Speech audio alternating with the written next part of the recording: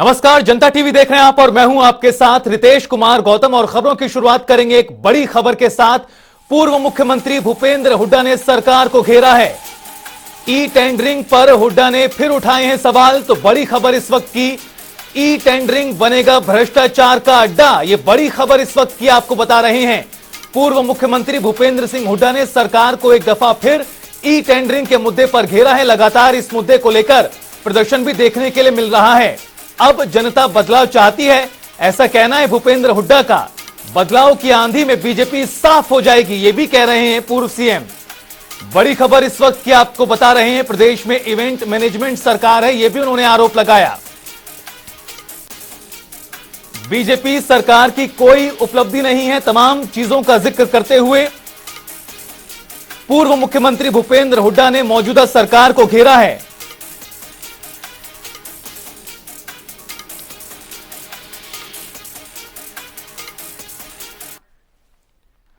और इस मुद्दे पर ज्यादा बातचीत और चर्चा के लिए दो खास मेहमान हमारे साथ जुड़ गए हैं। परिचय करा देते हैं। सबसे पहले प्रवीण अत्रे जी, भारतीय जनता पार्टी के प्रवक्ता, और केवल ढींगरा जी, कांग्रेस पार्टी के प्रवक्ता हमारे साथ जुड़ गए हैं।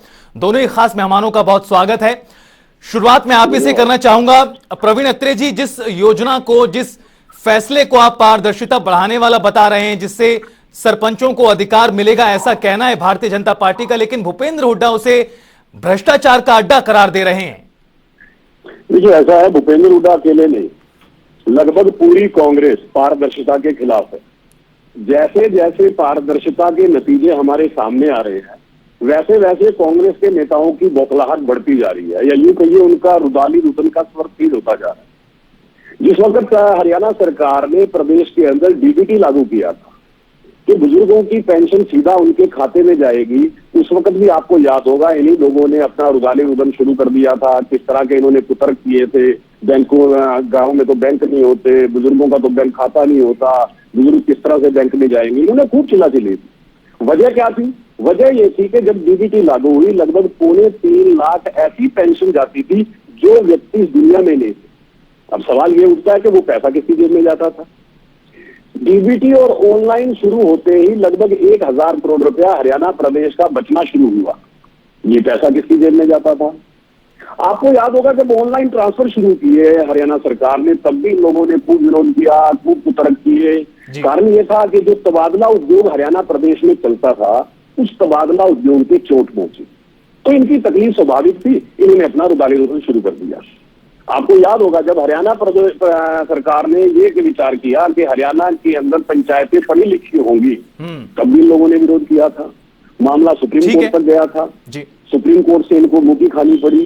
तो इनका रुदाली रुदन इस वजह से है कि जो एक भ्रष्ट तंत्र हुड्डा साहब की सरकार में हरियाणा प्रदेश के अंदर खड़ा हो गया था, जो भ्रष्ट तंत्र जो है पर्ची खर्ची पे नौकरी, जिस भ्रष्ट तंत्र का काम था नकल गैंग को ऑपरेट करना, और ऐसे अधिकारी जो इस तरह की कार्रवाई में इन्वॉल्व थे, जो इनके चहेते थे। अभी आपने देखा इस पारदर्शिता का पहला नतीजा ये हुआ कि 48 ऐसे अधिकारियों को हरियाणा सरकार ने नौकरी से बर्खास्त कर दिया जो या तो भ्रष्टाचार में संलिप्त थे या अक्षम थे। तो स्वाभाविक है कांग्रेस के नेताओं में इस तरह की बौखलाहट बढ़ेगी। और जैसे जैसे ये पारदर्शिता के नतीजे सामने आते हैं, पारदर्शिता के नतीजे जिस तरह सामने आएंगे, बौखलाहट बढ़ेगी कांग्रेस नेताओं की, ऐसा कहना है प्रवीण अत्रे जी का। बने रहिए सर आप हमारे साथ। आप केवल ढींगरा जी, सुना आपने प्रवीण अत्रे जी की ओर से क्या कुछ कहा गया है।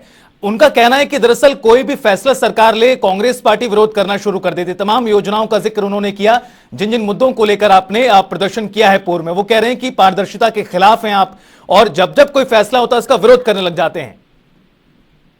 देखिए, मुद्दा क्या है और बात क्या की जा रही है। सवाल ये है कि ई टेंडरिंग का आरोप है, ई टेंडरिंग से भ्रष्टाचार बढ़ेगा, और मैं खुद कहता हूँ भ्रष्टाचार बढ़ेगा, इसमें क्या दो राय।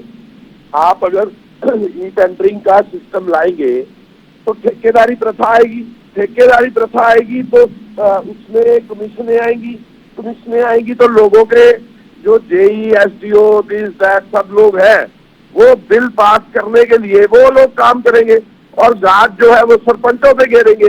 तो ये तो सीधे शब्दों में, साफ शब्दों में जो हुड्डा साहब बात कर रहे हैं, वही बात हो रही है जो ये ई टेंडरिंग के माध्यम से।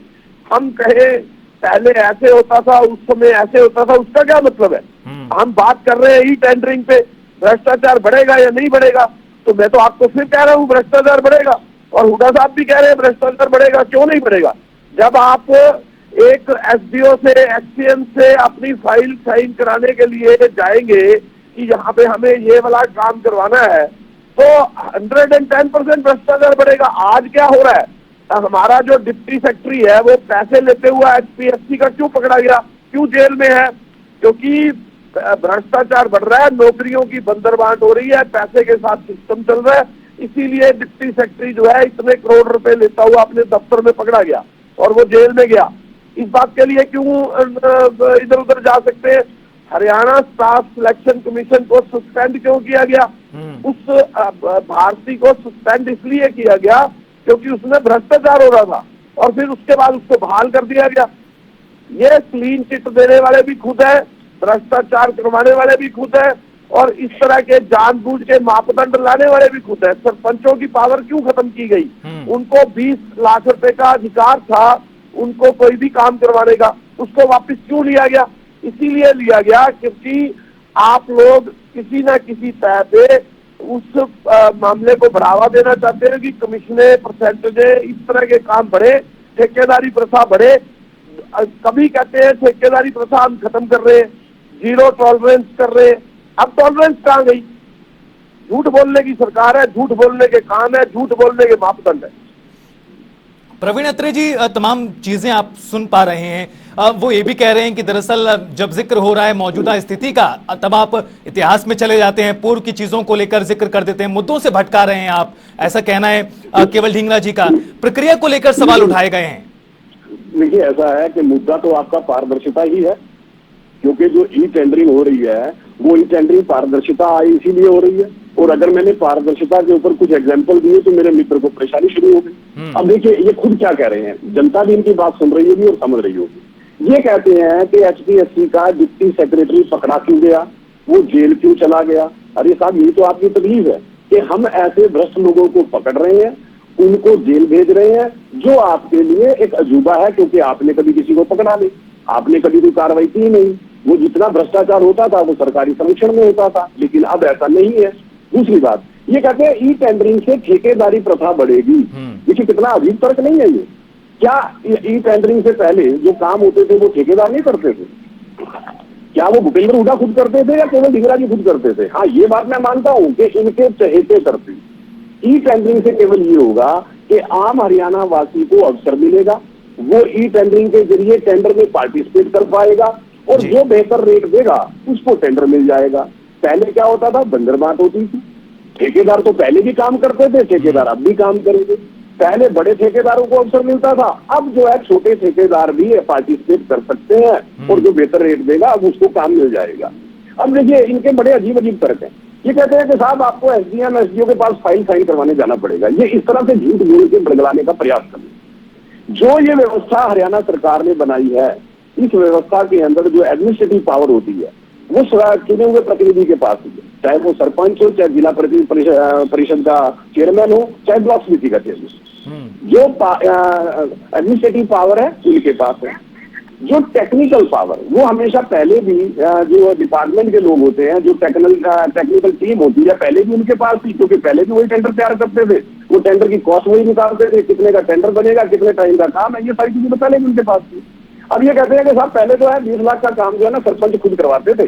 सरकार ने क्या किया, सरकार ने कहा कि साहब 2 लाख तक का तो जेई और सरपंच अपने लेवल पे करवा सकते हैं, उससे ऊपर अगर आएंगे एडमिनिस्ट्रेटिव पावर चुने प्रतिनिधि के पास रहेगी, लेकिन उसकी ई टेंडरिंग होगी।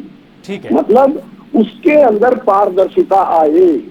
जो व्यक्ति ई टेंडरिंग में बेहतर रेट देगा उसको वो काम करने का अवसर मिले। लेकिन जो चुने हुए प्रतिनिधि हैं, सुपरविजन उनका रहेगा। अगर कहीं कोई क्वालिटी में कंप्रोमाइज करेगा तो चुने हुए प्रतिनिधि उसके ऊपर एक्शन ले सकेंगे। लेकिन किस तरह से झूठ बोला जा रहा है, जनता को समस्या वही है। केवल ढींगरा जी, आप लोगों को बरगला रहे हैं, ऐसा कहना है। प्रवीण अत्रे जी का एक आखिरी जवाब आपका, फिर चर्चा को समाप्त करेंगे। देखिए, ये कह रहे हैं कि जब पावर थी सरपंच को, तो सरपंच को चुना गया ना, कि एसडीओ को चुना गया? सरपंच को चुना गया। सरपंच को इसलिए चुना गया, पहले तो 2 साल जो है लटका के बैठे रहे कि सरपंचों के चुनाव नहीं होने चाहिए। चुनाव होने के बाद अब उनकी पावरें खत्म कर रहे हैं। सरपंच की पावर थी 20 लाख रुपए का कम से कम काम जो है वो कर सकता था, उसको बढ़ा के 30 लाख करते, 40 लाख करते तो मैं मानता कि हाँ अच्छा काम कर रहे हैं। उसको पावर को बढ़ाकर 2 लाख रुपए करना, 20 लाख की पावर को, सरपंच की पावर को, चुना हुआ सरपंच है, और एमएलए की पावर 5 करोड़ की है, और जो चुना हुआ सरपंच है उसकी पावर 20 लाख की थी, उसको 2 लाख कर दिया, और ये कहते हैं हम बड़ा अच्छा काम कर रहे हैं। ये जनता देखे कि सरपंच की पावर को बढ़ाया या घटाया। इनसे एक बात पूछिए, जो एमएलए की पावर 5 करोड़ कह रहे हैं ना, क्या वो एमएलए अपनी मर्जी से काम करवा सकता है? अब आपको मिर्ची लगी, सुनिए, एमएलए की पावर, वो पैसा भी एमएलए की पावर ठीक है। अब केवल ढींगरा जी, आप भी और प्रवीण अत्रे जी, आपका बहुत बहुत शुक्रिया हमारे साथ जुड़ने के लिए। तो दोनों पार्टियों का अपना अपना तर्क है, लेकिन इस बीच हकीकत यह भी है कि सरपंचों में नाराजगी कहीं ना कहीं इस पूरे फैसले को लेकर अभी भी बरकरार है।